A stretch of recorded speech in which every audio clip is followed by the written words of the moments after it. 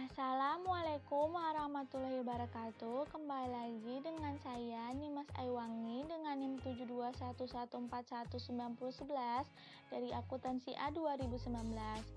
Pada video kali ini saya akan bahas tentang proyek 5, yaitu yang berjudul Formulir Pembelian Buku Web atau HTML. Yang pertama di sini ada contoh, yaitu pada figur P5.1 ditunjukkan formulir web yang telah selesai. Formulir ini mewakili 5 teknik yang paling umum untuk mencatat informasi dari sebuah situs web. Yang pertama itu ada file text, lalu yang kedua ada tombol radio, yang ketiga ada kotak cek, lalu yang keempat ada drop down, dan yang kelima ada kotak teks. Selanjutnya di sini ada bagian-bagian formulir contoh, yaitu yang pertama permintaan nama dan alamat email, lalu yang kedua menanyakan mata kuliah yang diambil oleh siswa, lalu yang ketiga menu drop-down yang memberikan pengguna daftar pilihan yang bersifat saling eksklusif. Lalu selanjutnya menanyakan apakah siswa tersebut lebih menyukai buku besar atau baru. Lalu selanjutnya permintaan komentar tambahan dari siswa. Lalu selanjutnya perintah reset. Selanjutnya yaitu menyimpan contoh. Simpan dokumen sebagai file HTML. Jenis setelan dokumen awal di Notepad adalah dokumen teks, dan ekstensi file txt secara otomatis akan ditambahkan ke nama file jika file tersebut disimpan dalam bentuk teks. Adapun cara menyimpan file sebagai berikut. Langkah pertama itu masukkan nama file seperti books.htm untuk proyek Anda tanpa menggunakan tanda kutip. Lalu langkah kedua yaitu jenis file yang dipilih, yaitu save as type, dan haruslah all files, dan pengodian harus disertai ke UNSI.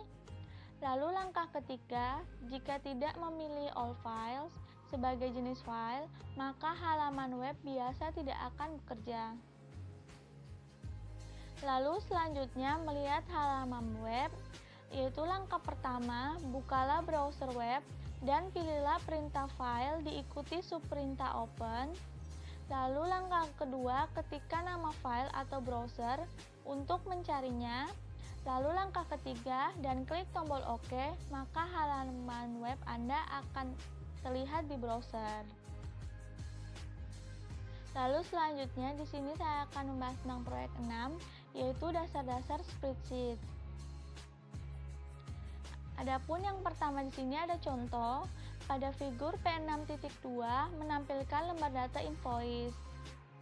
Faktur ini berisikan 4 barang, yaitu chair, table, lamp, dan pillow. Masing-masing barang memiliki harga unit dan sejumlah diskon ditampilkan berdasarkan harga masing-masing unit. Lalu selanjutnya lembar data diskon. Pada figur P6.2 menunjukkan isi lembar diskon yang akan dimasukkan pertama kali. Tujuan dari lembar data pada contoh ini adalah menentukan jumlah unit harga yang menentukan presentasi diskon, lalu memasukkan nilai-nilai ke dalam sel seperti yang ditunjukkan dalam figur P6.2. Formulir yang digunakan dalam lembar data invoice bergantung pada nilai-nilai pada sel tertentu di lembar data. Selanjutnya lembar data faktur, yaitu yang pertama, mulailah dengan membuat lembar kolom cukup besar sehingga dapat menampung nilai dan judul faktur. Lalu yang kedua, gunakan mouse untuk memilih kolom A hingga G. Lalu selanjutnya pilih perintah format, lalu columns, dan width. Lalu selanjutnya sel A1 memilih entry invoice. Lalu selanjutnya sel B3 hingga B7 berisikan kata-kata item, chair, table, lamp, dan pillow. Lalu sel C3 hingga C7 berisikan harga satuan. Lalu sel E3 dan sampai E7 berisikan unit. Lalu sel D3 berisikan tulisan diskon dan sel F3 berisikan tulisan extended price.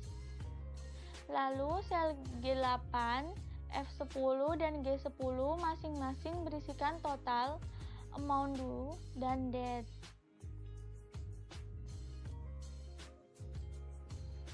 Lalu selanjutnya menyimpan file. Anda sebaiknya menyimpan contoh Anda sebagai example P6. Excel secara otomatis akan menambahkan ekstensi XLS kepada nama file. Sekian dari presentasi saya. Mohon maaf bila ada salah-salah kata atau penulisan atau kurang jelas. Sekali lagi saya ucapkan terima kasih banyak. Wabillahi taufiq walhidayah. Assalamualaikum warahmatullahi wabarakatuh. Sampai ketemu di minggu selanjutnya. Dadah.